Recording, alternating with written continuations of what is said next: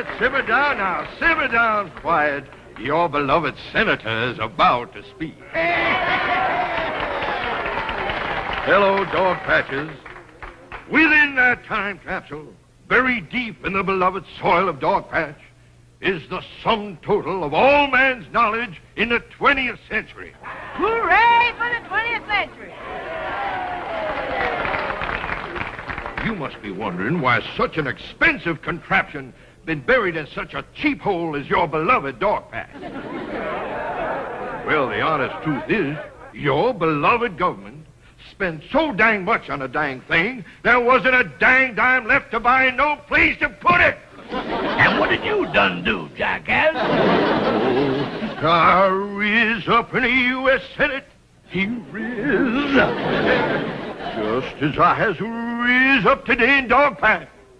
And I said to Hubert and Everett, and I repeated it to Bobby and Teddy when they dropped in. I said, boys, there's only one place left in the whole dang United States where land don't cost nothing. Where land ain't worth nothing. And that one place is Dogpatch. I hope you will all show your gratitude by coming to the official ceremonies tomorrow. For at 12 sharp, that door will automatically snap shut. And all the contents of the time capsule will be sealed inside, beyond the power of man, woman, or mule, until it automatically snaps open again 1,000 years from now. See you all tomorrow.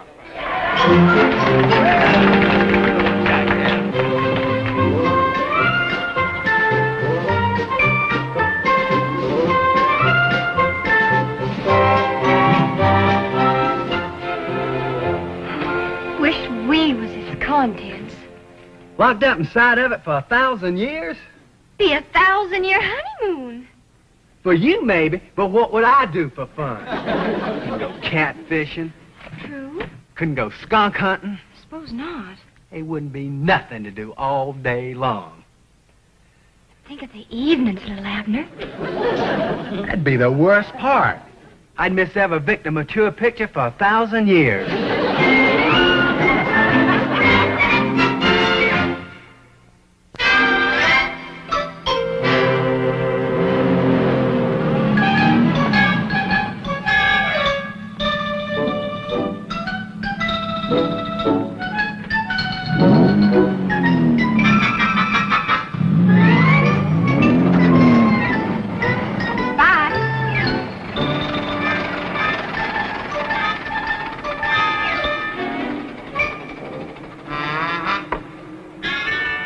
Does you see anything that hits the spot?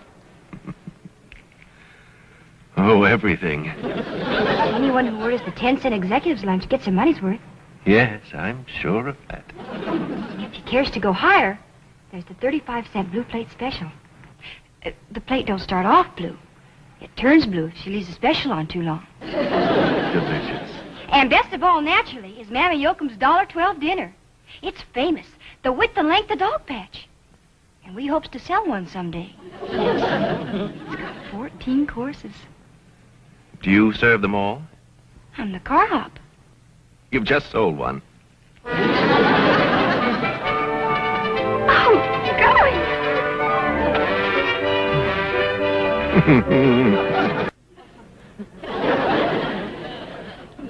Surprised, ain't you, having the owner herself serving you?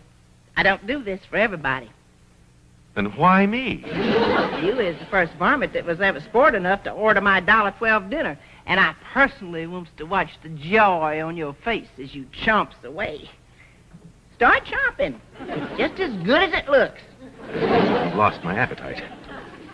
Here, I'll pay you for it, though. Any varmint flings around money like this must be mighty rich.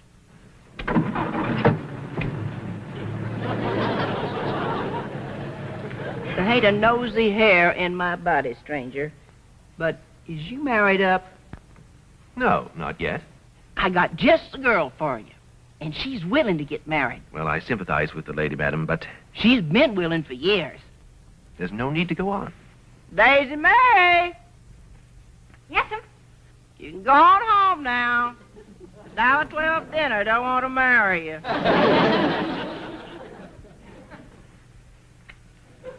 Were you talking about her? Naturally.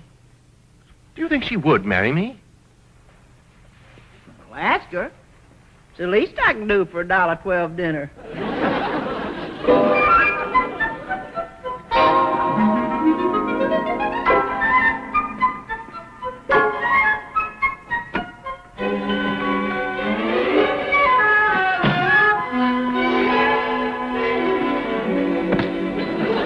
I had the honor and privilege of being the husband of that sweet, scrawny little critter. What is them two whispering about? She's asking that young lady if she wants to get married. Of course she wants to get married. To our boy, named Li'l Abner. It's been her dearest wish since the day she was born. And Mammy's, too. She's asking that young lady if she wants to marry me. Must have changed her mind. Stranger, Mammy never changes her mind. On account of she's always right in the first place. Cuss her infallible old hide. Something sneaky going on around here. And for once, it ain't me. Trust me, dear. Now, will you do it? If you say so, Mammy Yokum. You'll never regret it, honey. She's your'n. She's his'n. You heard me. She's his'n and he is her'n. Body and soul. Until death do them part. I has spoken. Now scoot. And don't you dare scoot over Li'l Abner and tell him that Daisy Mae is engaged to... What is your name? Oh, Henry Cabbage Cod. Boston. Naturally. And when you don't tell Li'l Abner that Daisy Mae is engaged, don't dare get his name wrong. Oh, I won't, dear.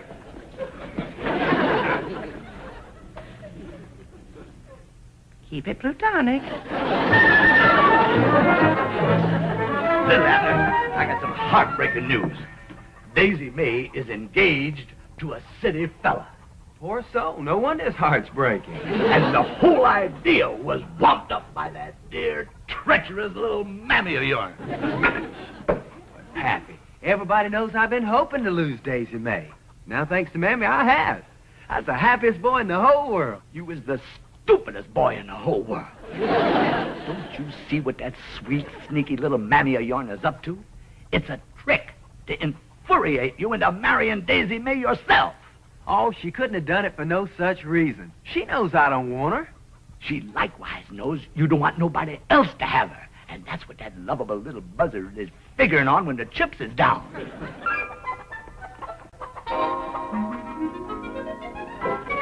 Mammy, the time has come for one of our man-to-man talks. Far away. You wouldn't fix up no engagement twixt Daisy Mae and some other varmint just to infuriate me into marrying her, would you? Look me square in the eye, son.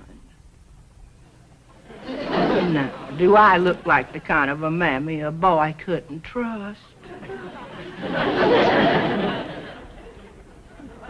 Mammy, you is the honestest-looking mammy I ever had. Oh, you lovable little wrinkled runt. Never forget the old saying. If a boy can't trust his own mammy, whose mammy can he trust?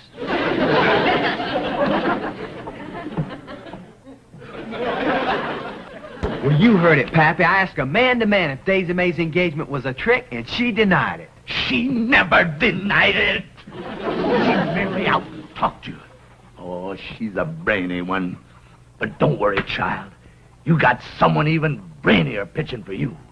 Namely, me. Son, the sporting thing for you to do is sashay over to Daisy Mae and congratulate her. Yes, sir. Don't make a move. Pappy, what harm can it do if I congratulate Daisy Mae Dogpatch style? All it amounts to is a kiss on the cheek. That cheek system is unreliable. First thing you know, you've slithered toward a nostril. And where there's a nostril, the lips ain't far away. You know the code of the hills.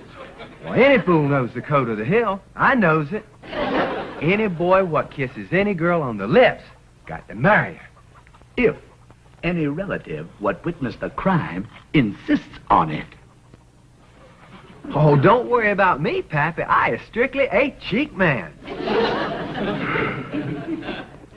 A cheek man.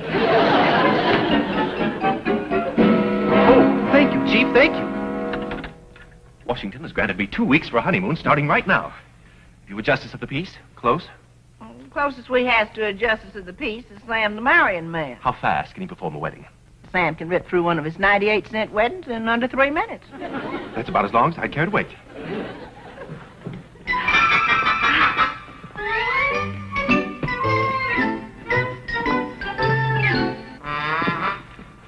You the fella what's fixing to marry up with her?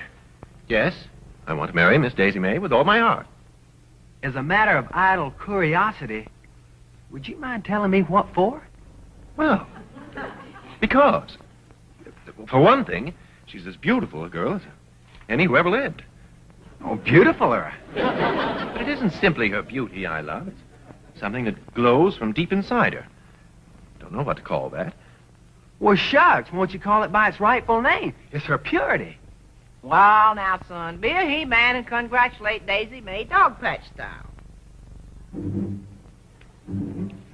Dogpatch style, Li'l Abner. Well, it ain't nothing to get all worked up about. All it amounts to is a good-natured kiss on the cheek. Well, my cheek is all yours, Li'l Abner, body and soul. Fight it, boy. Ain't too late to switch to a handshake. Well, might just as well get it over with now. Might's well.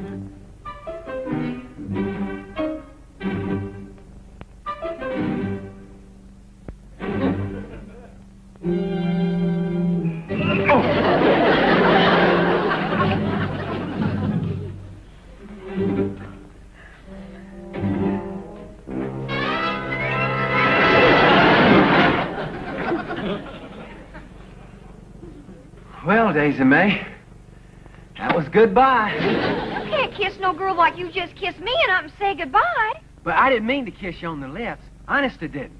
I never will again. Well, might's well. Because according to the code of the hills, any boy what kisses any girl the way you just kissed me, gotta marry her. Only if a relative what witnessed the crime insists. And you ain't got no relative present. Laugh, clown, laugh. Because in a second you'll be crying. The next voice you hear will be the voice of treason.